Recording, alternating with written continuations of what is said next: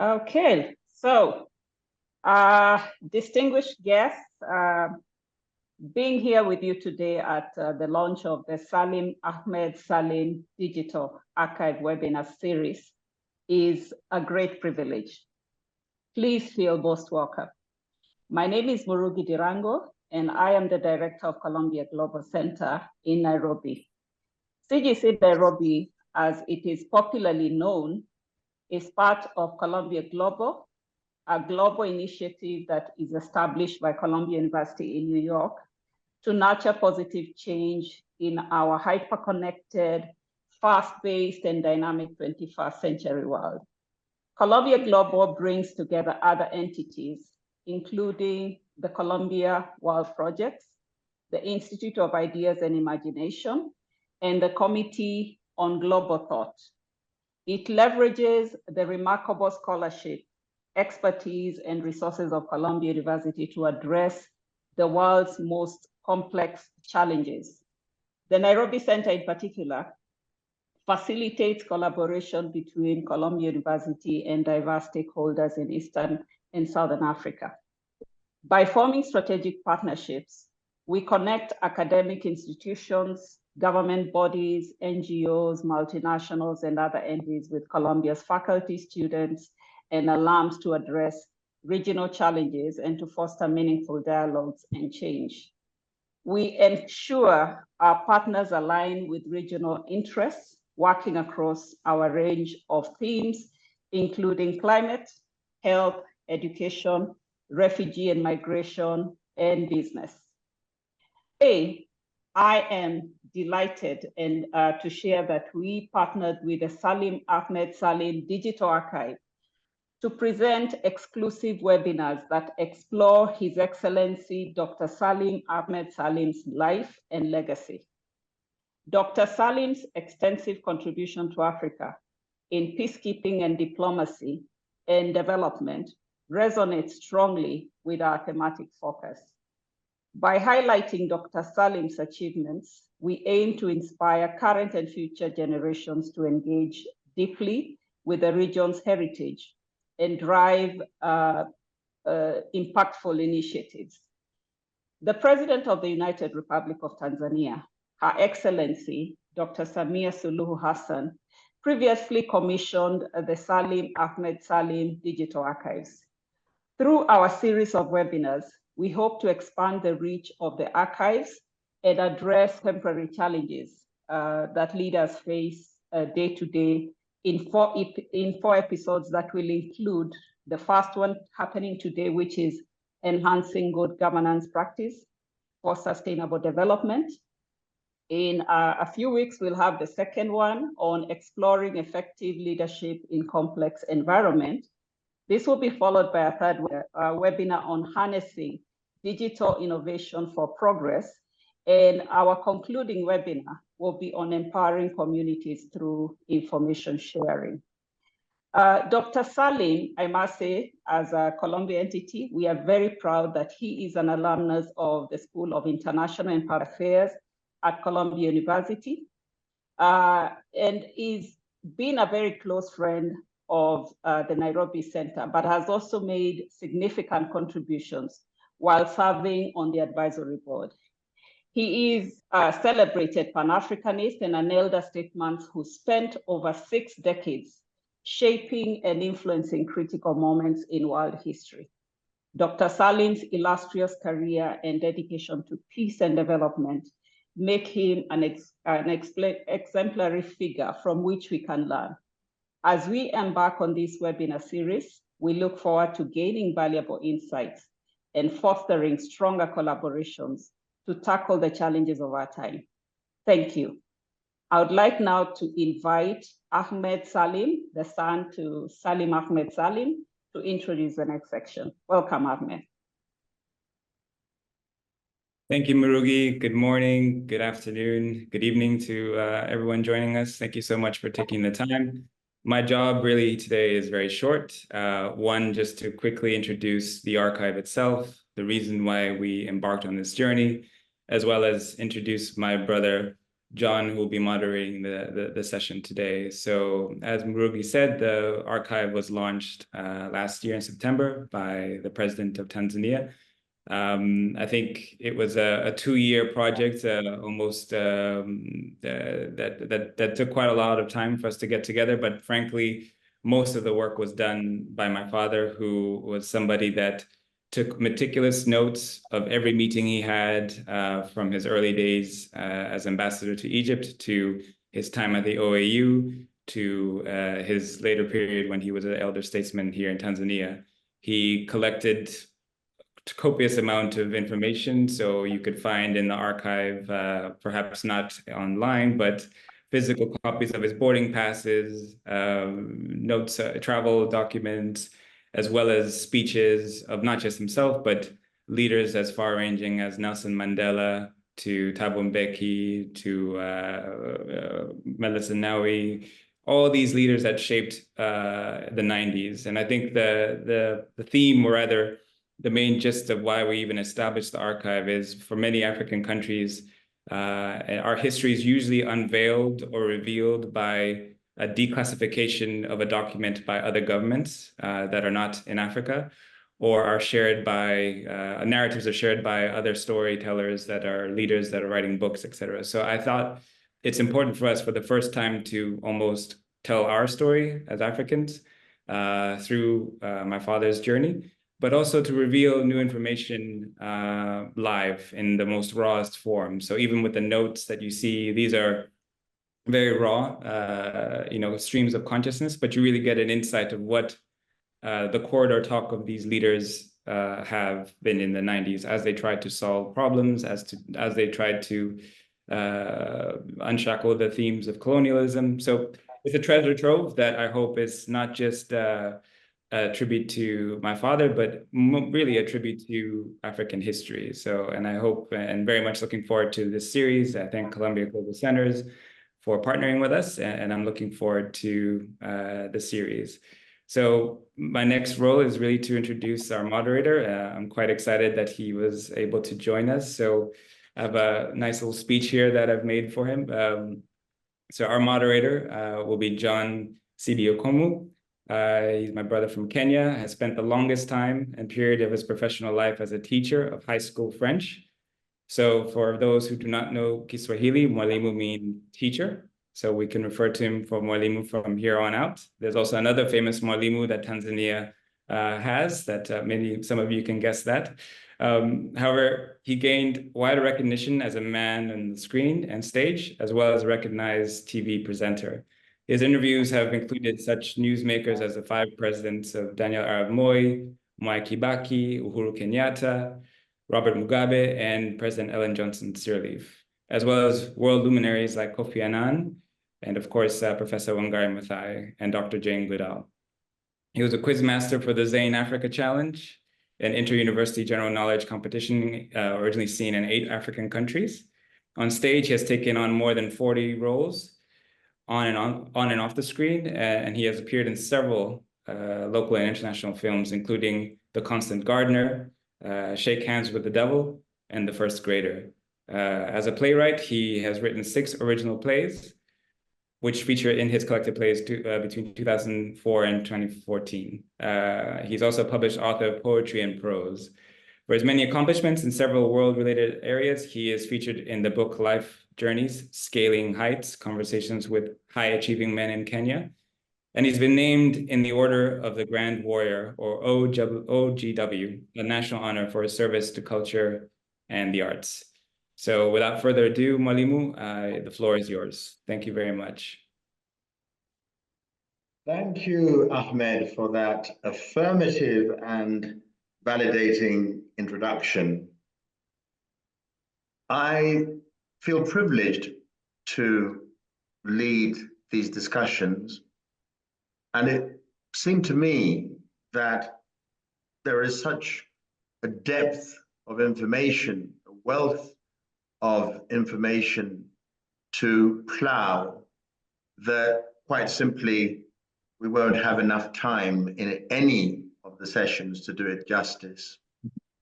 As a diplomat and politician, Salim Ahmed Salim had a firm belief in the importance of ethical leadership and dedicated himself to promoting democracy, transparency, and accountability. I remember that as a much younger man, a sort of general knowledge question to address and get right is, who is the Secretary General of the OAU?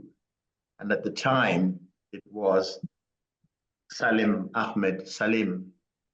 Again, as a personal memory, I don't know whether one can achieve this, but I came away as a younger man viewing Salim Ahmed Salim as a good man, a man of integrity, a man of honesty. And as an African, I felt that this was a man to be proud of. So I'm glad that we are focusing on his achievement. And in this particular webinar, we're going to address the grand topic of governance. The procedure is going to be quite simple. I am going to guide a fishbowl conversation involving 4 panelists, and I'm going to urge them to be as brief as possible in their answers. Why? Because I have culled direct quotations from the great man, assuming that they could be fact-checked. That's an assumption these days one has to factor in.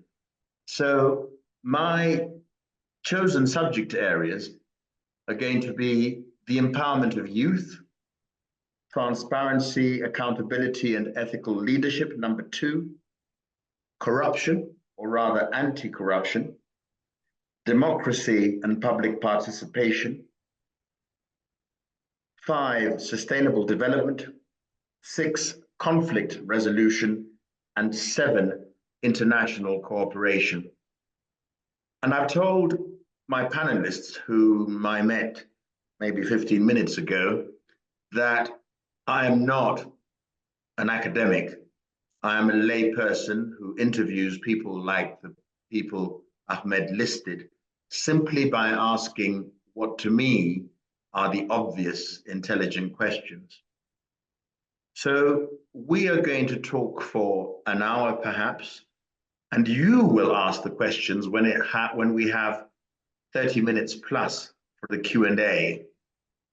I want my panelists to respond to the quotations from the great man, and I say great man advisedly because I do think he was a great man. And you will start off by saying, here we are in 2024, the great many of us are from Africa. To what extent has his vision, to what extent have his desires been assuaged? Because it's simple enough to say, love thy neighbor. Ahmed Salim said, love thy neighbor, and everybody said, yeah, it's a good thing to do, love your neighbor. To what extent have we come to loving our neighbor? Give it that angle, give it that focus, so that from each of you, I'm not getting a sort of academic treatise. I worked out that in each segment, if we're lucky, we can give ourselves 7 minutes before we move on to the next one. There are 4 panelists.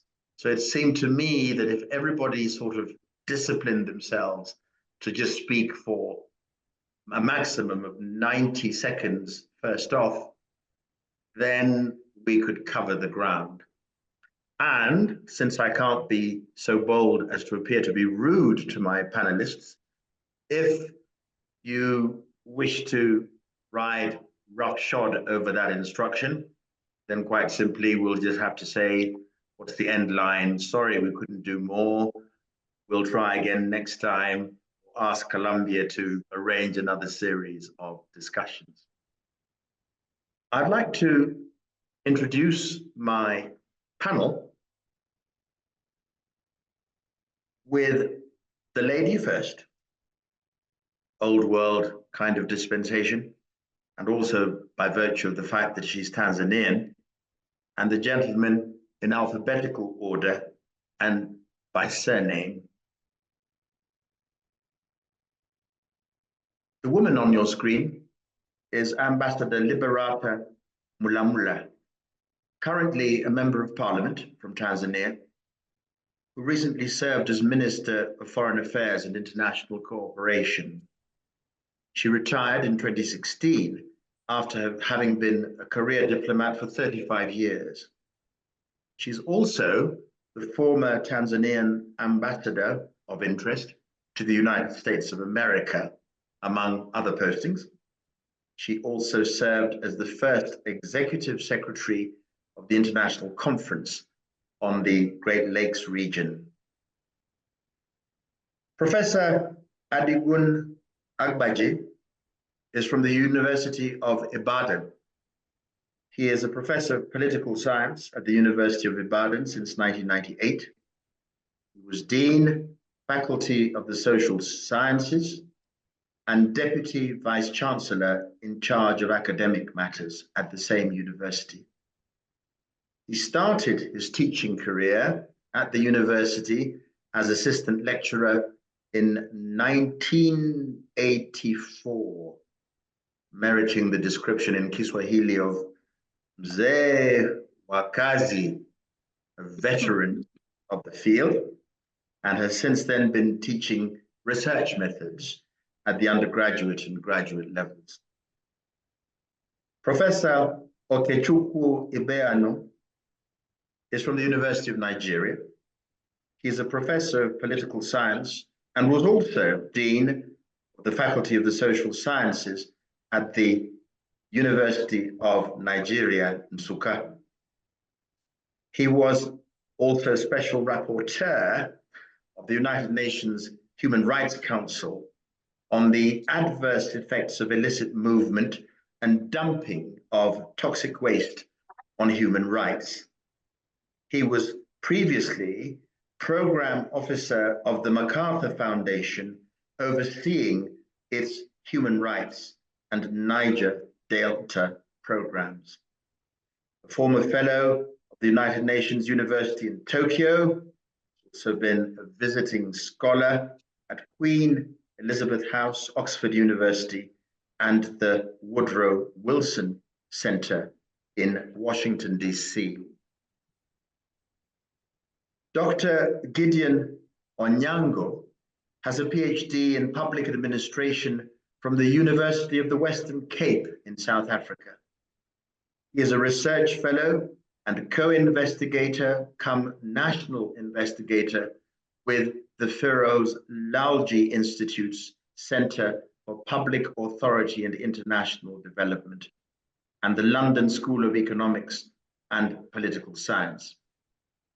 Gideon is an associate editor for Evidence and Policy, a journal, and a member of the editorial advisory team for the Canadian Journal of African Studies, what is normally called a very able panel.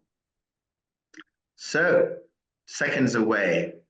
I think this has been in some way answered by Ahmed's introduction.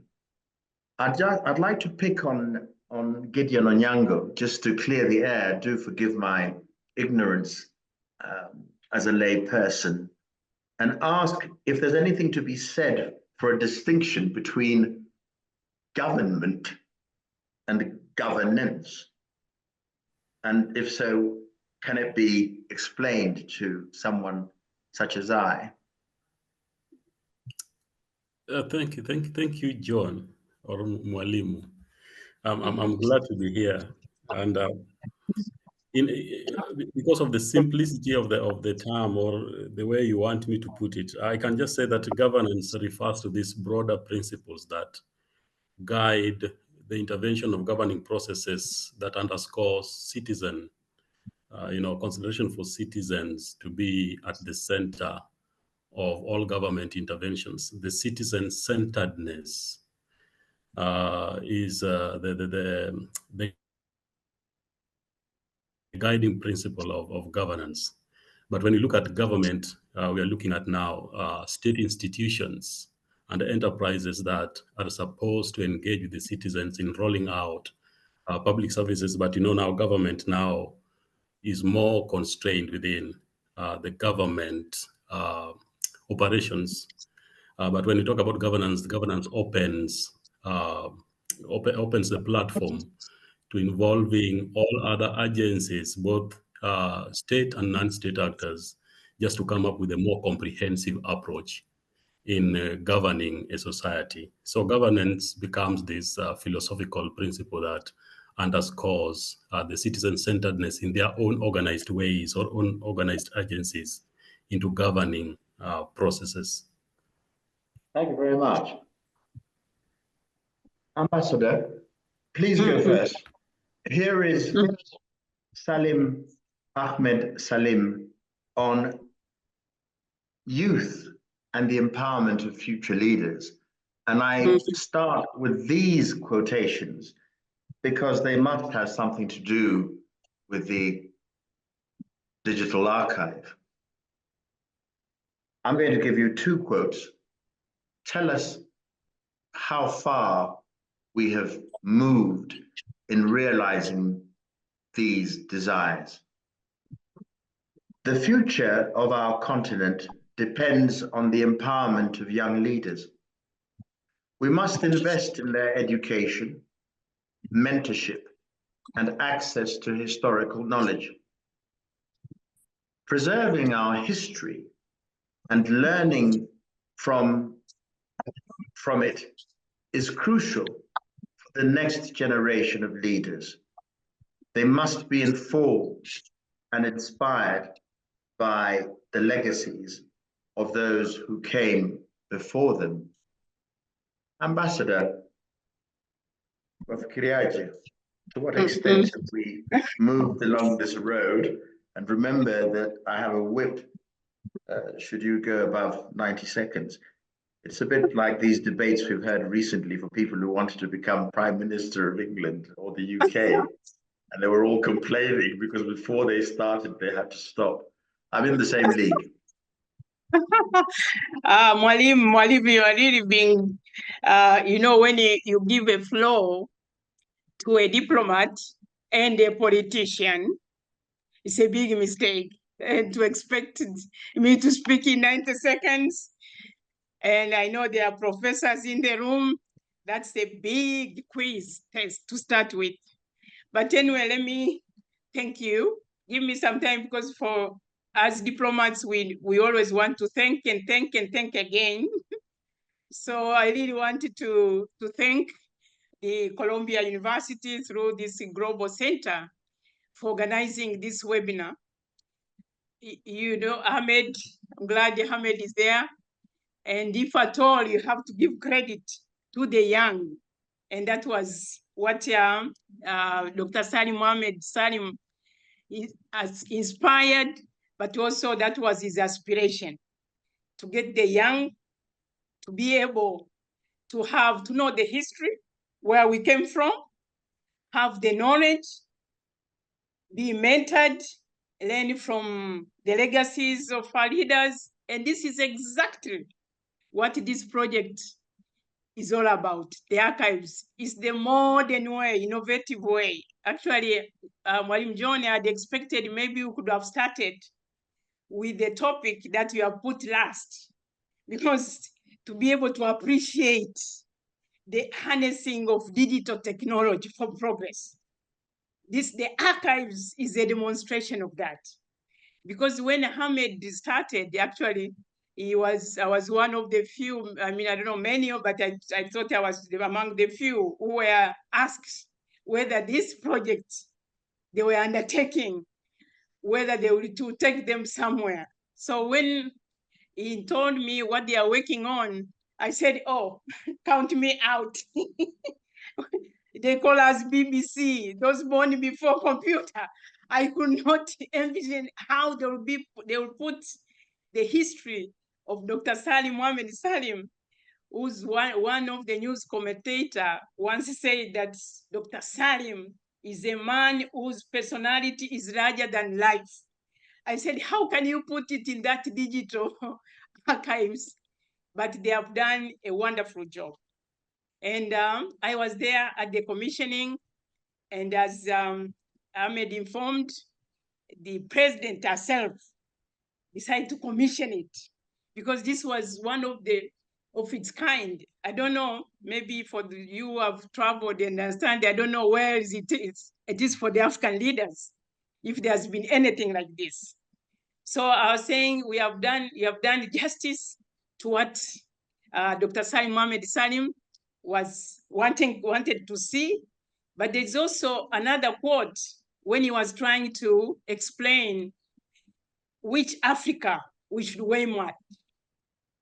And in that quote, the last sentence, he said, we should aim at an Africa where our young people, who are the majority, feel they have a future.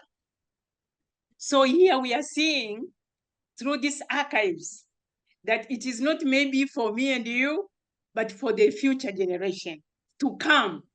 It will remain on record. I don't know for how long, but as long as it takes. So for me, an old timer, I was quite delighted.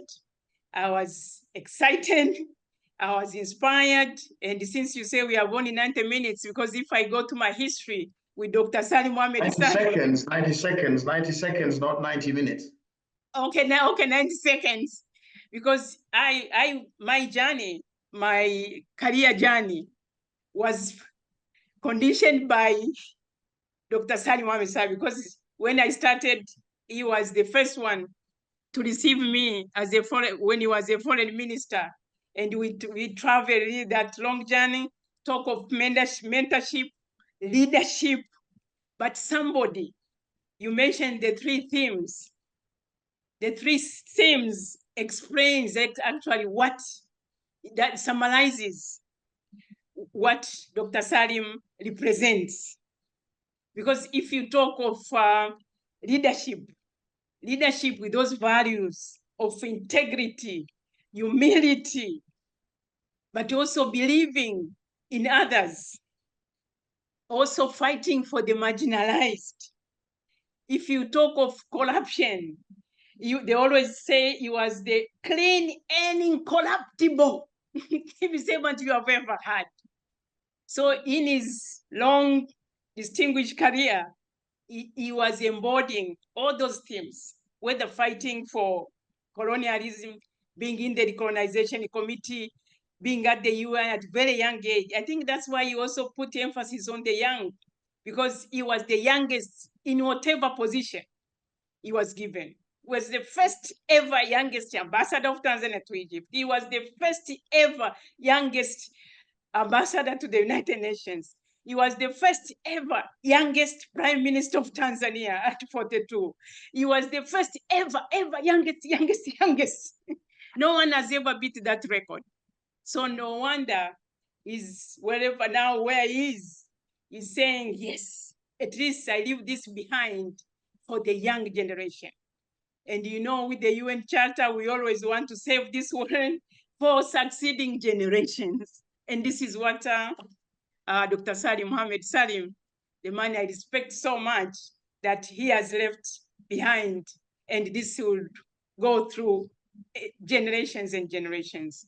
So let me end there before you call me to order. I hope you call me back again, because I have a lot to share. When we speak of my this, mummy taught me to be very polite. I'm not going to call anybody to order. I'm vaguely interested, gentlemen, in this idea of spreading your remarks to the rest of the continent. Yes. Maybe, Professor Agbaje, you might comment on elsewhere on the continent, the importance of history and the preservation thereof. Sorry, I was muted. I wanted to first reassure you that there is no other work that is as intellectual as media work. So I come here respecting your capacities as a noted broadcaster. Let me also say that the whole idea of the necessity for nurturing our youth is central not only to the future, but even to the present. I just completed some research in 4 countries, Liberia, Zambia, Botswana, and Central African Republic. And one thing that came out of all of that, common to all of them, from one of the top 2 most developed countries in Africa, Botswana, to one of the least developed, one of the more troubled countries on the continent, Central African Republic, and Liberia, that survived 2 civil wars, is the whole challenge of what to do with and for our youth. Whether you talk in terms of history or in terms of the reality, we have really failed in terms of the vision that must have propelled Dr. Salim in this very important area. Across the continent, you have youth poverty, a large chunk of youth that are not going to school, unemployment, even in Botswana. So we really need to refocus and to ask the more fundamental questions. Virtually so many of the African countries, like I said earlier, among the most endowed, you have this problem. Is it a question of lack of strategic thinking that makes it so difficult for us to address the kinds of opportunities and structures that some of us had when we were young, that are no longer there, no longer available for our youth? But I mean, this step is to be welcome. But as we welcome it, we also must realize that, therefore, when we talk about youth, you have to talk about it in the plural and in terms of what we need to do and the tools we need to use, so that as we talk about our history, we dwell into what we can call the oral dimensions, call back to our cultures, our ways of education that are not necessarily Western, but that evoke our past and our present in manners that enable our children, including those who are not literate in the languages of domination, whether it's English, Portuguese, and so on, and French, and begin to build our youth as very vital blocks for a future that is better than the future that we have now, whether as youth or as adults. So much to be done, but important steps have been taken. And now one will wish that our leaders, or those of us who are more, who are older and who have capacity, especially those that are in policy, can begin to take youth very, very seriously in this field. Thank you. Thank you very much. I think the segue must be, I'm going to ask Dr. Onyango to go next and comment on this topic of youth and their empowerment and influence on our society, because I do believe from your name that you are a fellow Kenyan. Comment on what's happening now with regard to this topic, and then I will ask, tweak the question slightly to Professor Ibeanu and say Nigeria, in the general knowledge quiz, is Africa's most populous nation. I think that's correct. Either has to be Nigeria or Egypt. But I want to comment on what's happening in Kenya, what's happening in Nigeria among the youth and the need for their empowerment. Thank you, Mwalimu.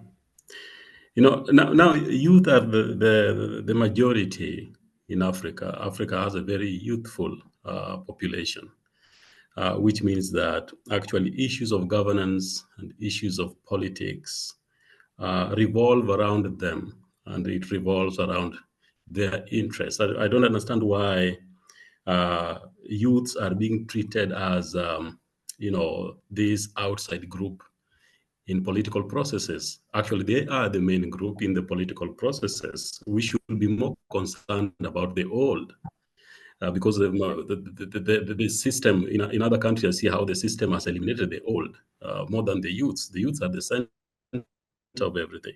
So I think they are the future, and they are the labor, and they are the everything. They are the core of the nation. That said, therefore, I think when the youths are not at the center of governance processes, there is no governing taking place. If the youths are not at the center of political processes, when they're not in the leadership positions, there is nothing going on in that country. Because, you know, these are the people who are still having a lot of future with them, and they are the ones who should know what they need for the future and do foresight to understand where the country is going.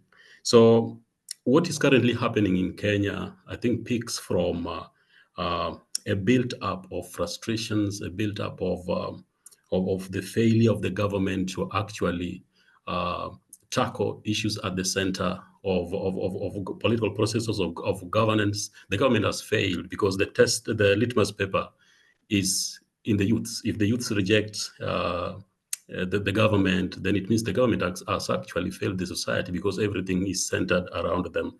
So I don't know how far you want me to go with the issues of Kenya, because it is so much. We can just talk for 5 hours concerning the Kenyan issue. Well, but that's please don't. I think you've said enough for us to feed on. I'm going to switch the focus to Nigeria. Again, lots of young people there, I'm given to believe. I've never been to Nigeria, but I will. Bucket list, vision board stuff. Thank you, moderator, and thank you, organizers of this. I'm really honored to be part of this panel. On youth, I think really the first point to make is that we should not forget that the old men of today were the young people of yesterday, of the 60s and so on. And if things have not gotten right, across the continent, perhaps it's something to do. We should actually, look at the process of young people coming of age. I remember in Nigeria, in the turbulent years of the 60s and the Civil War, practically all the leaders were actually under 40. So I think I should make that point. And what that speaks to is that the category of youth is it's a mixed bag. It can turn out either way. It could be a force for progress, but also a force for reaction. But I think the important point about young people is the genetic material for social change that they carry. The fact that innovation, desire for change, and so on, it's in that category that you find them, that you find these qualities. And in Nigeria, as in other parts of Africa, you can see that young people have been very, very active. In fact, at the level of politics in Nigeria, one of the most seminal things that have happened in the past couple of years was a mobilization by young people that brought down the age of representation, of being in government, brought it down drastically in what they called not too young to run. But I also want to make the point that we should not live here giving the impression that it's only by participating in government or governance, as you were trying to make the distinction. It's not only by participating in government, but that young people make a difference. I find that, the participation of young people across the board, across the economy. In fact, in Nigeria, the number of startup tech companies that have emerged in the country in the last 5 to 10 years is mind-boggling. They are all driven by young people. They are making tremendous contributions in the areas of technology, in the areas of film production, in the area of music in particular. So I think I agree with you. It's important that we recognize the contributions and the capacity among young people. But I think it's important not to assume that it's only by participating in politics that they could make those contributions. I hope I was within 1.5 minutes. Well, I'll tell you something, good people.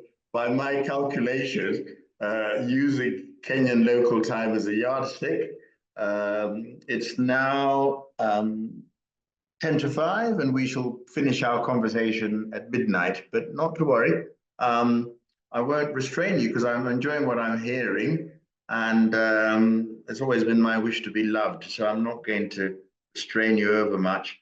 We're on to number 2 on transparency, accountability, and ethical leadership.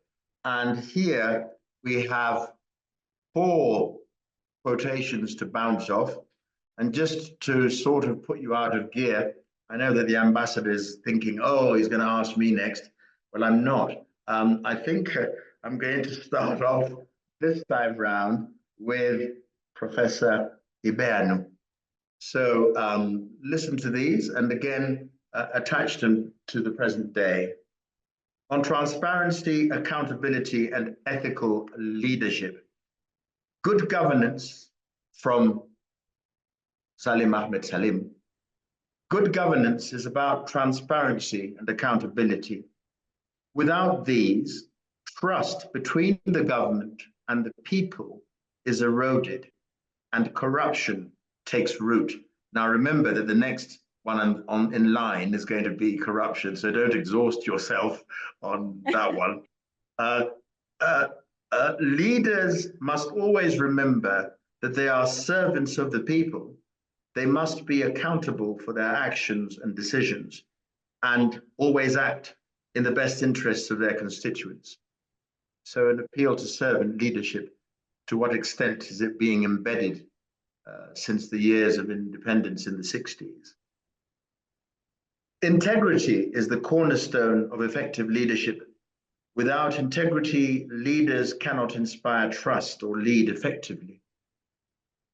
And the last quote is, true leadership is not about personal gain, but about serving the public good. It requires selflessness, dedication, and a commitment to the welfare of the people. The same sentiment seems to be cross-cutting in all these quotes. We have people-driven leadership. Professor Agbaje. I fully agree with you. If you have a system of governance that doesn't put people at the center of its concern, you can neither have transparency nor accountability. And then the problem becomes even more serious. Unfortunately, for much of our continent, this has been the situation in which the people are just relegated to the background. And those who are supposed to be servants of the people become basically their overlords. How do we address this fundamental challenge?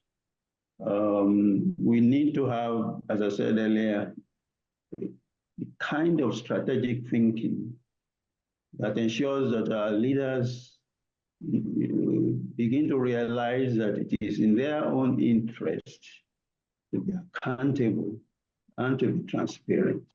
Because the less of either of these that they do, the more the legitimacy of their governance becomes eroded, and you then have a challenge maintaining your grip on power. So it's very important that we begin to rewrite our governance agenda in a manner that focuses on the people. And of course, in a manner that also encourages the people to begin to underscore the point that transparency and accountability may not be delivered voluntarily by those in power, that people also have to work hard to ensure that they close the spaces that are open for their leaders to do the way, whatever they want to do. Because it's a multiple way affair. You leave those governing you to do whatever they want to do. They will take even more space of lack of transparency and lack of accountability. You need to begin to close that through lawful actions as much as possible, so that we can at least begin to now move forward more meaningfully towards accountability and transparency. Institutions are important, but you need more than institutions. You need to also infuse the institutions with content. In several of our countries, we have the form of accountability and transparency institutions, but we lack the substance to make them work appropriately. I think that's part of the challenge that we have. Thank you very much. I forgot to say something to the viewers, and that is, when your big moment comes, you should be preparing to put your questions into the Q&A box. And again, for some kind of structure, we'll be taking the questions thematically, so they won't just come out of left field. We'll start again with, is there anybody, hands up? And for those of you who want to ask their question verbally, I believe I'm not a tech wizard. I'm generation Mau Mau. I'm one of these people who was born in the early 1950s, so machines scare me. But that's the instruction, Q&A and hand up if you want to do it verbally. Dr. Onyango, would you please comment on this issue of ideal leadership?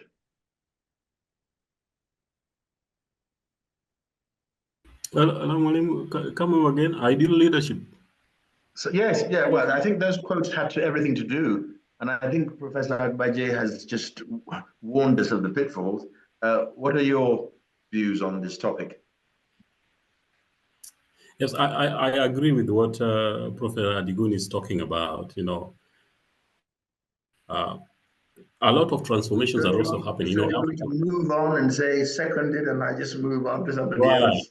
Yeah. Well, you must have your moment in the sun. You must have your moment in the sun. I know you. Right.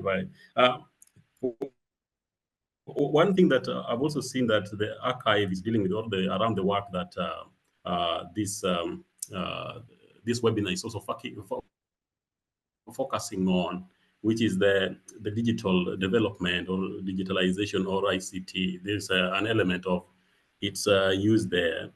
I think we are still having a challenge with having a more transparent government processes.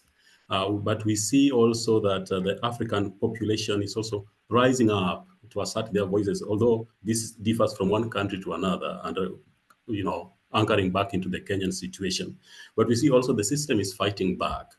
Over the years, the African state has been built on a system of shroudiness, fraud and corruption and big man syndrome, which has eroded the capacity of the state and the state systems to hold even the public servants accountable And this is a big challenge, which I think we need to address, and we need to address it very boldly as the youths are rising up to bring these issues, at the center of governance. I think we are on the right track. What I can say, we are on the right track. The progression differs from one country to another, but on the matters of transparency and accountability, we need to rise up. We need to put our voices out there at all levels, in whatever spaces that we are engaging in governance processes and politics. Thank you. Professor Ibeanu, would you like to add to these comments? Yeah, while I share the sentiments already expressed, I think an important point about transparency and accountability is the fact that those in power, those in government, have to be held accountable. I think one implication of that is that there's an assumption that they may not act in transparent and ethical way, therefore making it necessary to hold them accountable.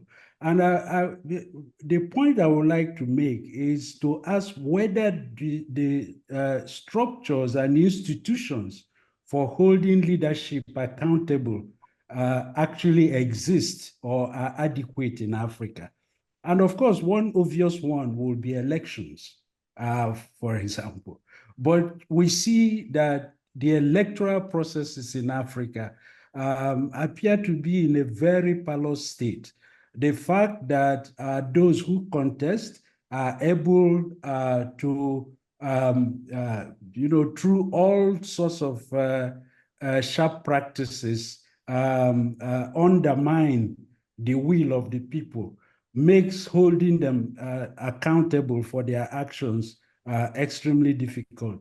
Unfortunately, some of our leaders tend to think about issues of transparency and accountability as something to be done for, for the international community, the donor community, and so on. It's only in that context that, we have to put certain things in place to keep Washington, London, and Paris happy. But actually, and this goes to the point Dr. Salim was making throughout, it is to the people, to the African people, first and foremost, that ethical government, accountable government, transparent government must be addressed to. And if increasingly they don't have the capacity to hold their leaders accountable, then a major gap in governance appears. And this is where I would also want to touch just briefly on the question of the good in good governance. We cannot take this for granted. The agenda for transparency, the agenda for good governance, where are these agendas set? Is it in Dar es Salaam or Abuja or in Cairo?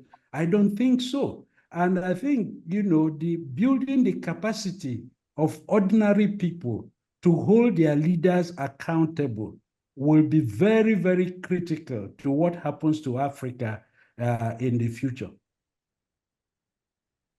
Thank you. Ambassador, following on from that, where's all this coming from? You spoke of being the French word, the protege of Salim Ahmed Salim, first Prime Minister, youngest Prime Minister. As somebody who is trying to advise the leader, because we blame the leader, we blame here in Kenya, we are blaming the president for everything that's going wrong at present. To what extent do you think that, Caesar is receiving the right message? And can you give examples of a way in which you try to advise somebody like Dr. Salim as to the right way to progress? Or did you just assume that he was God and everything that he said was infallible? Yeah, thank you, Madam John. I know we are winding up, but let me say one thing. I decided when I retired, I decided to teach about leadership, because all my conviction that a leader can make or break a country, can make or break a community, society, or a family. So leadership is at the core of governance of our nation's existence and so forth. So when you put individuals to that large definition of leadership, because no one has ever been able to define leadership, but then you have some characteristics of who you want as a leader.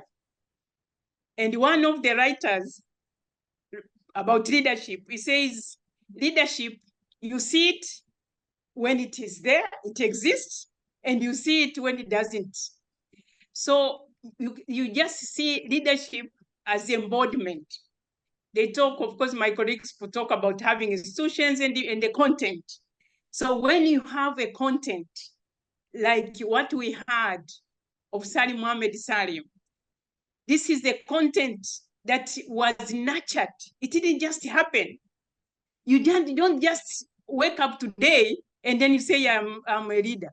No, this one has to be, it has to be nurtured. You have to go through the process to be able to call yourself a leader.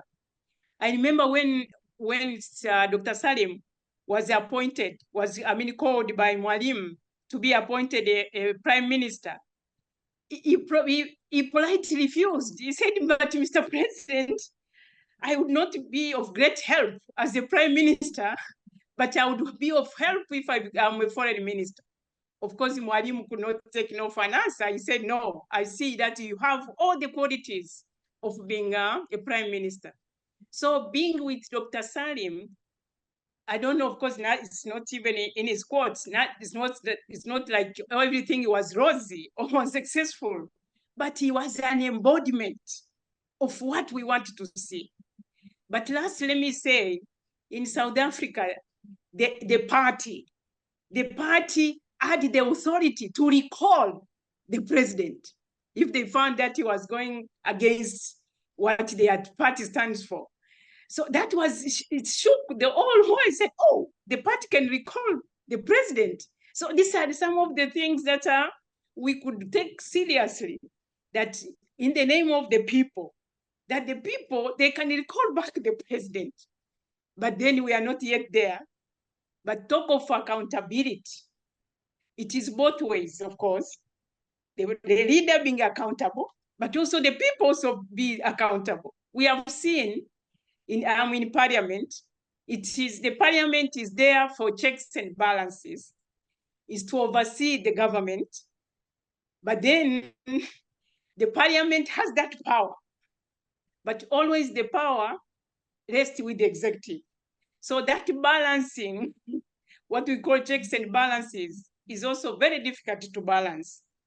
But let me, in closing, say that when you look for a leader, you have to have all those characteristics that we have seen it in Dr. Salim, but we also hope that the future generation, they can be able to pick up the new kind of leadership, maybe not the leadership we are talking about, but what Ahmed Salim understands of being a leader. So this is what I could say, because there is no simple review of what is good leadership.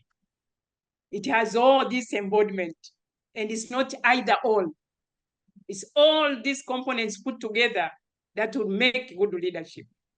And we have those people who embody those characteristics, including Dr. Salim Ahmed Salim.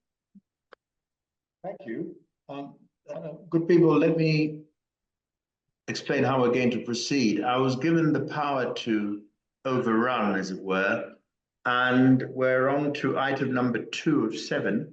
So I am going to overrun, still leaving space for a window of 30 minutes for Q&As. But, you know, the stars of the show are my panelists, so I want to stay with the panelists and urge you to see us through corruption, democracy and public participation, sustainable development, conflict resolution, and international cooperation. And a reminder that those who do wish to ask questions should put them into the Q&A, and we're going to proceed with the Q&A as well, thematically. So, corruption or anti-corruption? Corruption is a cancer, good people. Corruption is a cancer that undermines good governance and development. We must fight it with strong legal frameworks, independent oversight, and active civic engagement. Leaders must lead by example in the fight against corruption. They must be transparent, accountable, and committed to the highest ethical standards. Now, here's an instance where I would say that we're reverting to jargon phrases, because I think the great part of Africa is corrupt in its leadership. I'm going to ask Professor Agbaje once again to start. Thank you very much. I believe that you're very much correct. Corruption has reached epidemic proportions in Nigeria. And at times I tell my students that I'm always amazed at the level of corruption in Nigeria now, that so many anti-corruption institutions have been created.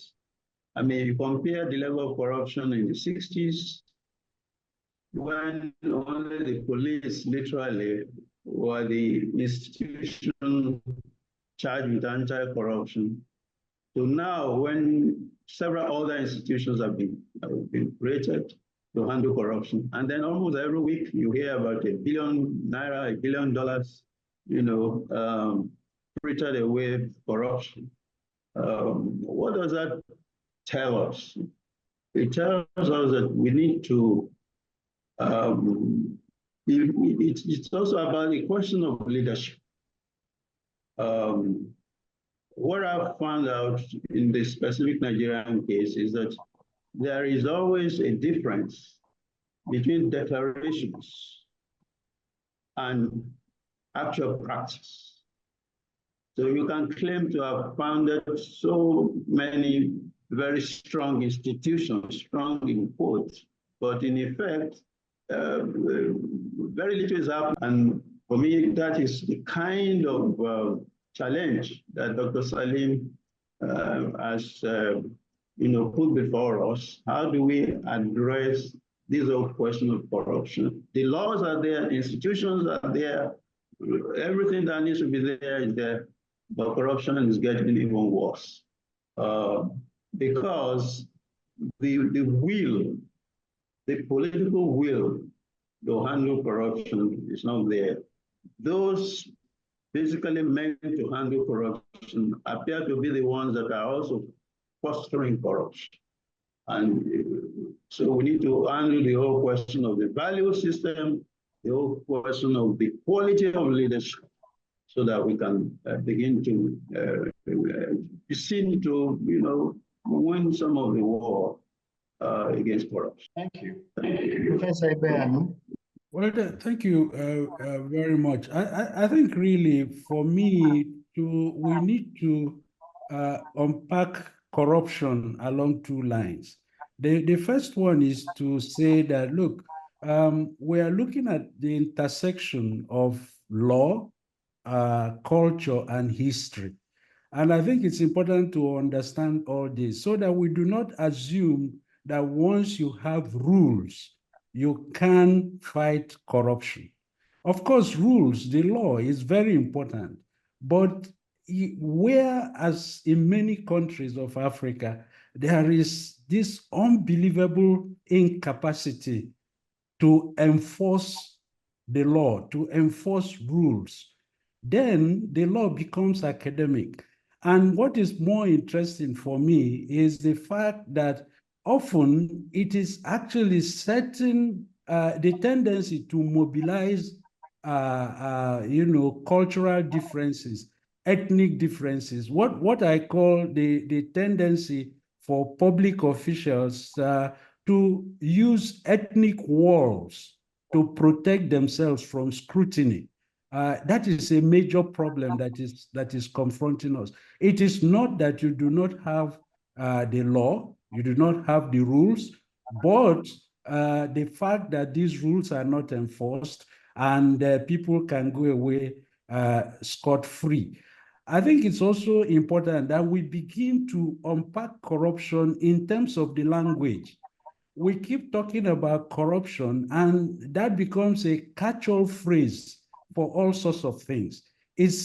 Corruption is used when there is barefaced theft. People steal public money, and we talk about corruption. Yes, it is corruption, but we need to give it its name. You know, it is thievery. It's stealing of public funds. We need to shame the fact that people, you know, live beyond their means, steal public funds, and go on, you know, all sorts of, behavior. And we talk about corruption. So corruption, in a way, has been a more acceptable language, so to speak. But I think we need to change the language. I completely agree with Dr. Salim's sentiment that there is no future for good governance, for the well-being of people, except we are able to rein in corruption. But the problem is not the dearth of laws and rules. It is whether these rules are really enforced. And they talk about institutions. Is very important, but it is not setting up institutions. It's not setting up another police force to monitor corruption that is important. They may appear strong, you know, on the surface, but beneath there is this weakness of implementing the rules. So it doesn't matter the number of anti-corruption agencies that we establish. It is actually to break down often these cultural, ethnic divisions that politicians often use to protect themselves from scrutiny. That's what we need to be doing. That's what the lines along which we need to mobilize people to ask, to ask questions about how people make their money and how, how they live their lives as public officials. Thank you. Ambassador, you have said to us earlier on that Salim Ahmed Salim was, to your mind, incorruptible. The question I'd like to put to you, knowing him as you did, is what values were inculcated in him that he ended up being incorruptible that are worth sharing? Was he an exception to the rule because he was born on Christmas Day or Ramadan? Why was he the way he was? Maybe we would ask his son, but he's not on the panel. Yeah, let me say, of course, we cherish or we celebrate Dr. Salim because, you know, one of the unique attributes to Dr. Salim that he started leadership when he was very, very young, even before he got into government. He started as a leader, student leaders for a small political party, and then advanced until he reached at the top. So for him, from the very beginning, from the very young age, he knew what he was standing for. Because when we talk of corruption, without addressing the root causes, what has brought corruption? Because imagine during our time with the reign or the tenure of Mwalimu Julius Kambarage Nyerere, there was not even anything you can call corruption. Because of course, for him, he was a moral authority. Because I mean, when you say you are going to be punished, I mean, take people to court on corruption, who is taking who? When you don't have that moral authority. But then you had these leaders who had that moral authority to stand for against And in fact, Salim came up with a new concept of leadership is not about self-aggrandizement. This was the first time we had that word of aggrandizement. Self-glorification. Because nowadays... Ambassador, it's a French word, agrandissement. Oh, yeah, so he put it in he put it in English. It became it became viral. Self-aggrandizement was his first coining of that word. And he meant it. He said, I mean, you cannot say that you want to take you are representing your people while you think about yourself, donating yourself. So we should ask ourselves, how do these leaders get into positions? That's where the problem starts. But then also when you talk of corruption, we always look at the giver, but you need to look at both the giver and the taker. This is what I was saying, accountability has to be on both sides. So those may have seen by being in this politics nowadays, you can see even the receivers are the ones who are perpetuating these corruption practices. But this, I'm saying it's a vice, but we really need to be true to ourselves.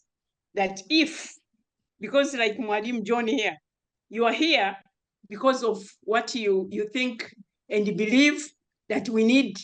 You give your time because to celebrate the legacy of this leader. But at the end of the day, if you are not compensated for your time, then you look for some other means to compensate for your time. But if you are compensated, you are satisfied, why would you be corrupt? So these are the things which we have to go. Of course, somebody mentioned about it's cultural, it is political, intersection, but I think it is how the upbringing. If we had followed the Mwalim traits until today, we wouldn't have this problem. But then we got lost on the way because the values that he embodied, the integrity, all those good values, that's what he, in fact, defined the leader. And it was shown. That's why they say you lead by example. But then if you don't have example to show and you expect that you'll have a society that is not corrupt, while yourself as a leader, you are corrupt, it is just we are wasting our time with these debates. We have to go deeper and see what causes this corruption or this virus. Thank you. May I ask my good people to be shorter in their responses? Dr. Onyango, we Kenyans are notoriously corrupt.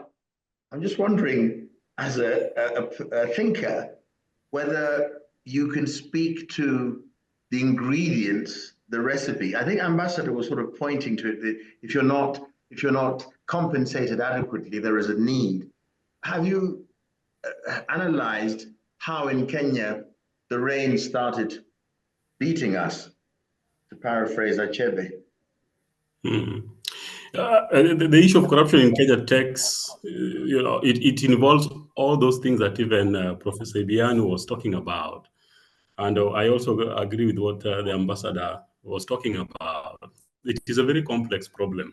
However, it is also as simple as the fact that, you cannot elect a thief, then you expect integrity from a thief. The mistake that most Africans we are doing is that we elect a thug, somebody we've known very well that does not stand for any iota of integrity, then we expect to hold them accountable. You only get what you elect. And that's why I agree with Dr. Salim's assertion that we need active, informed, and responsible citizens. So once we have informed, responsible citizens, then automatically a responsible citizen and an informed citizen and an active citizen will not go about electing a thief to take care of the public purse. And that's how we start now solving corruption, because corruption starts from the top. The fish rots from the top, from the head downwards. And that's what we are suffering from. We've elected thieves into the public purse, and thieves have used their thievery and their cunningness to deal with our resources. And then we are here discussing, we put a lot of resources and put in the institutions expecting to achieve anything. So I agree with the perspective of Dr. Salim that actually we need very responsible citizens, but at the same time, we need leaders. But leaders are just a product of the society. If you are an active citizen, if we have a society that there's a lot of active citizenry, responsible citizenry, and more informed citizenry, there is high possibility that whoever is elected will be just a reflection of them, will be an informed, active citizen who has been given a responsible of taking care of other citizens and understands that other citizens are just like him and want him to be a person of integrity. So that is the disconnect, is that we elect delinquents into, we elect these delinquents into the political position, and our politics has become a business of bandits and of banditry and of thuggery. And then this is reflected in the quality of our government and in the manner in which, therefore, governance takes effect. Like what is happening in Kenya, for example, people die and they are buried, and then it is sad. It is a sad scenario. So I think where we need to go, we need Africans to own Africa. We need African citizens to be active and informed, and that's where change begins. Because when you're informed and you're active, you will elect somebody who will represent and reflects your values. Thank you very much. Professor Ibeanu, I'm going to go for you alone on the quotations on democracy and public participation. Democracy is the foundation of good governance. It ensures that the voices of the people are heard and respected, and that their rights are protected. Public participation is crucial for effective governance. Citizens must be engaged in the decision-making process and hold their leaders accountable. Now, I put it to you, Professor, that question has somewhat been answered if we've been listening carefully, but those are the quotes. So would you like to go on that very quickly? Well, I think Dr. Salim's viewpoint is spot on. It's democracy and more democracy and more democracy. But the problem really is that democracy is just another word. Okay, it's about the content. It's about what happens, and that's his point about citizens' participation is key. Unfortunately, the question of the content of democracy that is on offer in Africa, the debates around it, where, if you like, prematurely guillotined. And the assumption is that the only form of democracy possible is liberal democracy. And while it's an appealing way of looking at democracy, it is not really the only option, because it has unbelievable number of pitfalls. And some of the things we are talking about today are in a way linked to the character of liberal democracy itself. And I think what the present and future of Africa, for me, must readdress is the question of character of democracy and how to have real participation beyond these quadrennial events that we call elections. They are very important, but we are seeing increasingly the hollowness of some of those elections. We need to return to real citizenship, citizens that are able to hold their leaders accountable, as Dr. Salim says, and move away more from their assumption that elections are inadequate, that elections are adequate to create real participatory, citizen-driven democracy. Because increasingly we are seeing the pitfalls of that one-cap-fits-all there is no alternative interpretation of democracy. Thank you. Dr. Onyango, conflict resolution. Good governance is essential for peace and stability. It addresses the root causes of conflict and promotes social cohesion and justice. Regional cooperation is key to resolving conflicts in Africa. We must work together as a continent to find African solutions to African problems.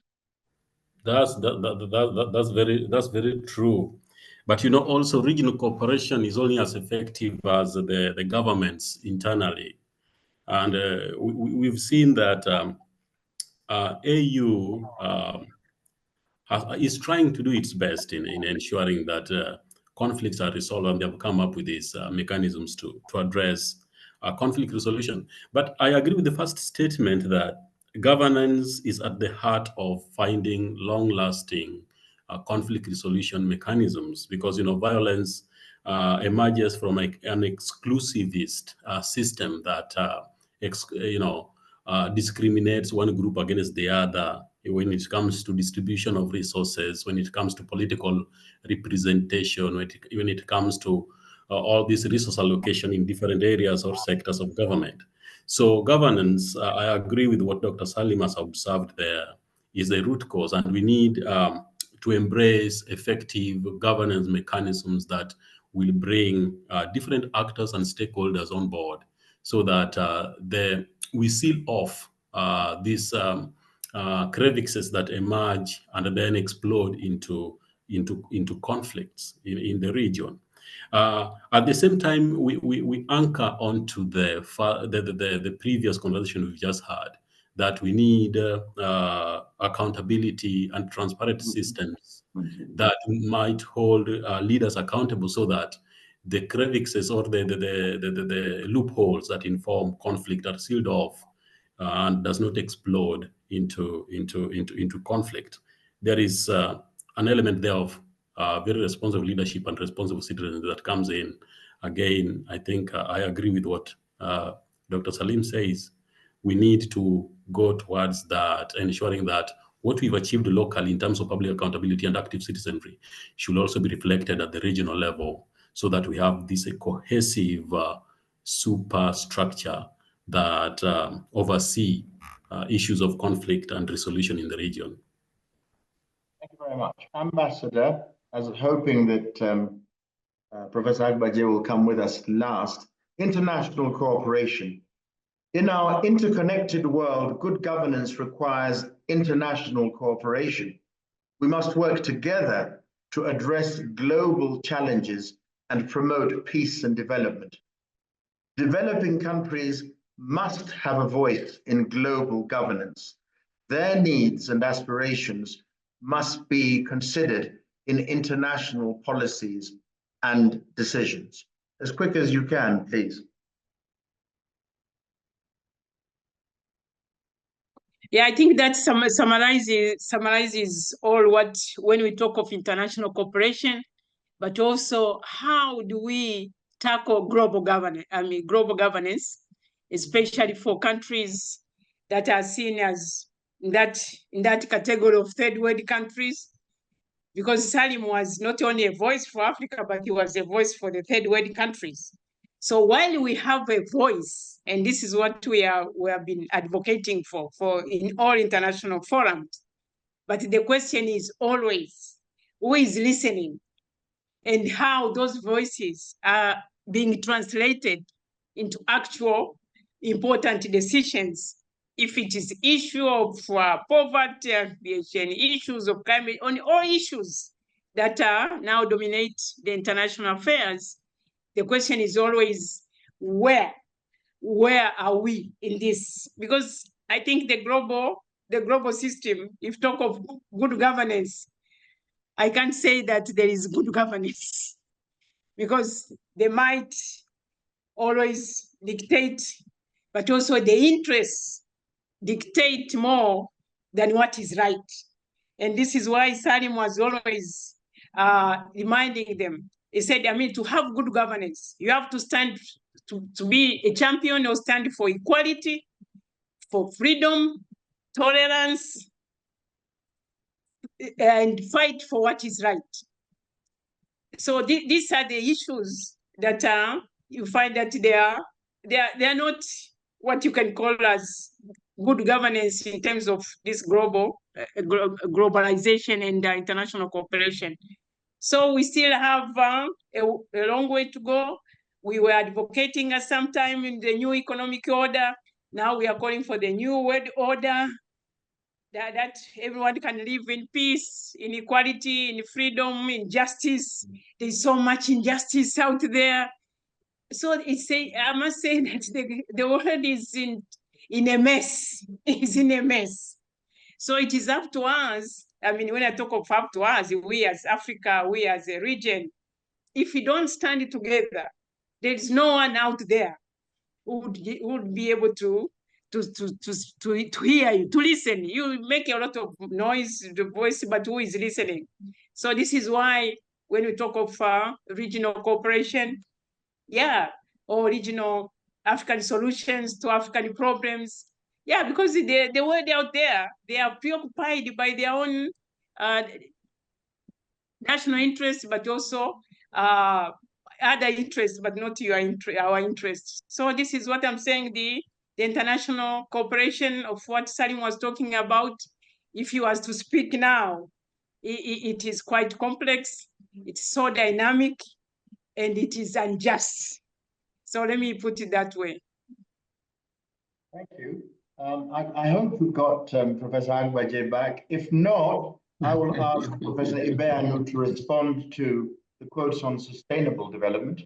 And this is the point at which moderators put under great stress that I've got my clock and it's working perfectly. We actually still have 30 minutes for Q&As if we have overrun to 2 hours. So bear with me. And let us hear from Professor Agbaje on the quotes on sustainable development. Governance and development go hand in hand. Without effective governance, sustainable development is impossible. Investing in education and health care is a crucial part of good governance. These sectors are the foundation of a prosperous and healthy society. Yes, thank you. I do apologize for the break. These things happen. Briefly, let me round up. The first thing is to say, as I was saying, that everything is wrapped up in Dr. Salim's points. You know, in a sense, it's like a vicious cycle. You need to enable good governance and development in a manner that they rub off on each other. I think there are certain fundamental areas which are already written into some of the documents about sustainable development. You know, you cannot have sustainable development when you don't target the people, especially majority of the people that often end up marginalized in the process. Women, and especially rural women, youth, throughout the continent, including Botswana, where I spent some weeks in February. The whole issue of rural poverty, the whole issue of inequalities, some of the worst dimensions of inequalities are to be found on our continent. We need to address all of that as we struggle to, you know, handle the whole issue of sustainable development. But I will give a specific example about Botswana and what is likely to happen now that diamonds are being kind of manufactured in the laboratories. What is likely to happen to the Botswana economy when the Western consumers and the Western forces that, of course, control much of our, you know, resource markets, when they now depend more on diamonds that are made in laboratories?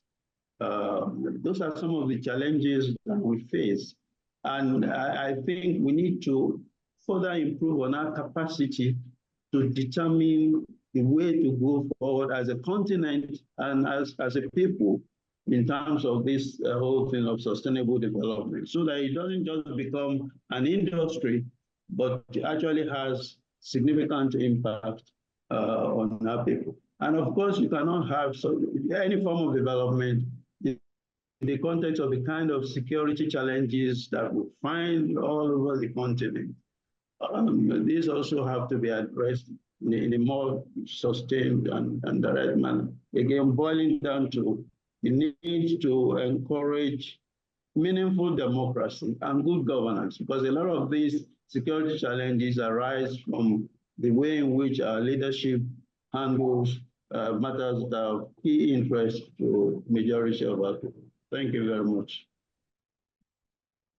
From Al Amin Heraj, contrary to 50 years ago, nation states today are increasingly capitalistic, business-minded, and wanting of private benefits as opposed to public. Agree or disagree, and why? Dr. Onyango, I don't know whether you heard the question. We're getting more and more capitalist. I agree. Which I presume is the idea of Africans as the communal society, Ujamaa, Ubuntu, are all being thrown into the rubbish bin with every passing year. Dr. Onyango. Yes, I agree with what Al Amin Karaj is implying, especially from 1980s when we adopted structural adjustment programs. You know, our states are becoming more and more business-minded, and that has actually also ushered in the phenomenon now that we call state capture, where we've seen those with power and influence are penetrating the state and are using the state resources for their own benefit, exploding the issue, the problem of corruption to unimaginable heights that are going back and eroding every system of governance, democracy, and threatening our livelihood in totality. So I agree with that. But I think, like, for example, let me just give an example. Like the UK rail is run in a privatized way. And now I see with the Labour government coming in, they want to nationalize it. There has also been talks of nationalizing even the energy sector. Now, it shows that, yes, we cannot go, fully business. We need the states to come in. And the challenge with African states, like those of Tanzania and Kenya, is that the state is still very weak to regulate this business model of development and governance.